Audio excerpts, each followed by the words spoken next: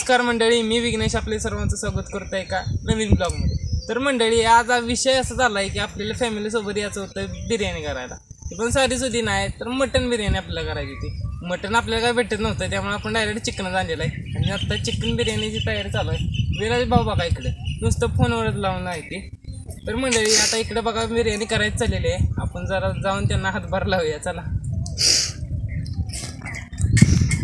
2 तासापूर्वी तर मंडळी, आता पार्टी करायची म्हणल्यावर चिकन तर आणायचं लागतंय की हो, त्यामुळे डायरेक्ट गेलो ते स्टार चिकन सेंटर आहे ते चिकन आणण्यासाठी।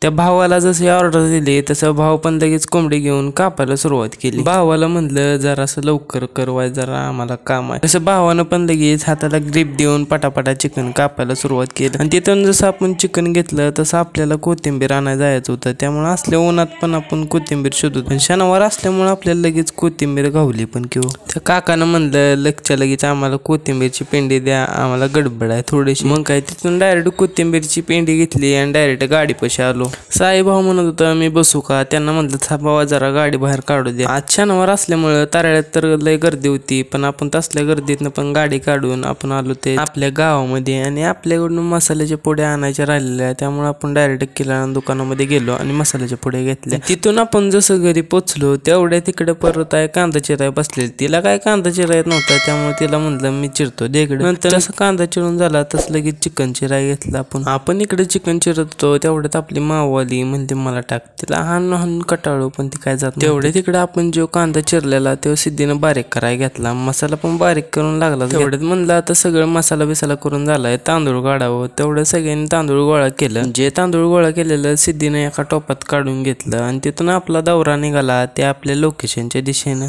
तर मंडळी, प्रत्येकाकडे काहीतरी सामान होतं, जसं की आपल्या बाप्पा मम्माकडे दिलेली आपण कळशी, साक्षीकडे दिलेली चटई, दुर्वाकडे दिलेली आपण सगळी भांडी आणि सिद्धीकडे दिलेला ते टोप। आता आपण बघू शकता की आपण सगळी फॅमिली निघालो आहोत बिर्याणीची पार्टी करण्यासाठी। ही बघा सगळी मागं आहे ती, सुट्टीच नाही, एकाकडे सगळं सामान आहे, आपण तेवढं मोकळं आहे।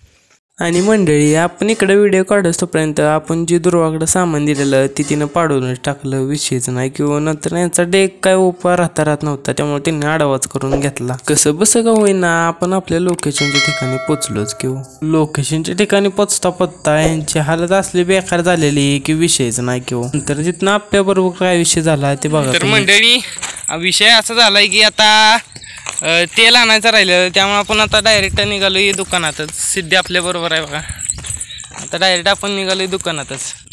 मग काय तिथून डायरेक्ट तेल घेतलं आणि निघालो ते आपल्या पार्टीच्या लोकेशनच्या दिशेनं। आणि जसं आपण इथं पोचलो तसे निवांत मध्ये बसलेली चूलबिल काय मांडली नव्हती, आणि जसं आपण आलो तसे चूलबिल मांडायला दणकाचा लावला घेऊ। तेवढ्यात आपण इकडे चिकन धुवायला घेतलं।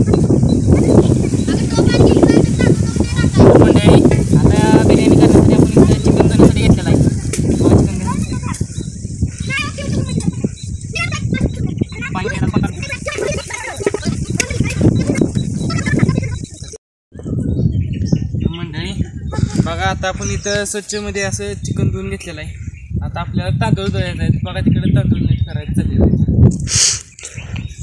ह्या दोघी जणी तांदूळ नीट करत तर होत्या, पण दोघींना काय उरकत नव्हतं लवकर, त्यामुळे आपले सगळे गँगच बसली किंवा तांदूळ नीट करायला। आणि जसं आपलं तांदूळ नीट करून झालं तसं आपण इकडं चूल पेटवायला आलो।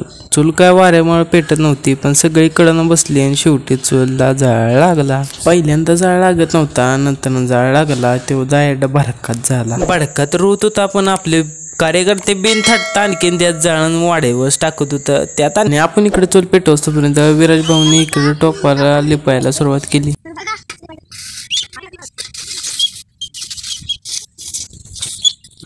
आता या प्रकारे आपला टोप लिपून झालेला आहे।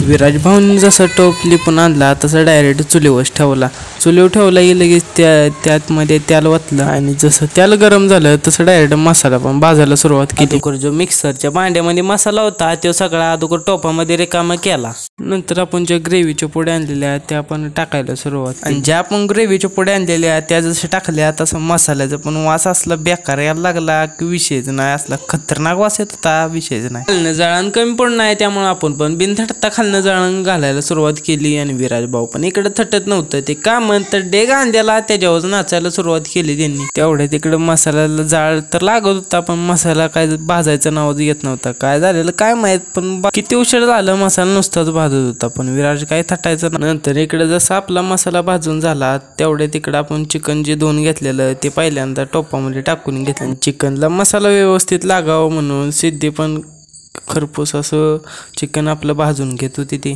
चिकन आणि मसाला एकत्र झाल्यावर असलं खतरनाक दिसत होते की विषयच नाही किंवा. नंतर म्हणलं आता काहीतरी काम करावं.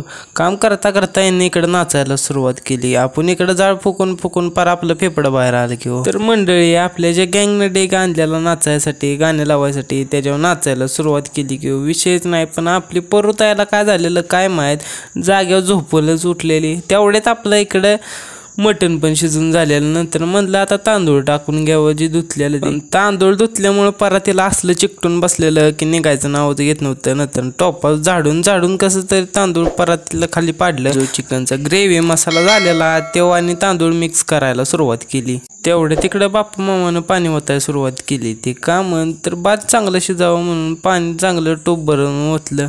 तर मंडळी इकडं भात शिजत तोपर्यंत आपण पण नाचायला सुरुवात केली. नमस्कार मंडळी, आपण बघू शकता इथं आपली बिर्याणी तयार झालेली आहे.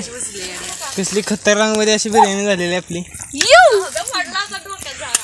बिर्याणी तर असली खतरनाक झालेली वासवणं नुसती सगळ्याच्या तोंडाला पाणी आलेलं विषयच नाही की.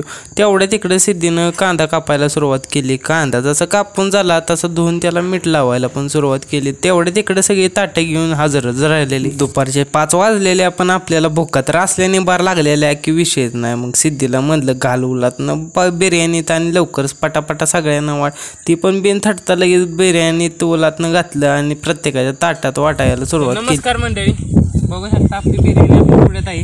खतरनाक अशी बिर्याणी झालेली आहे. आता पहिल्यांदा आपण खाऊन बघूया कशी झाली ती.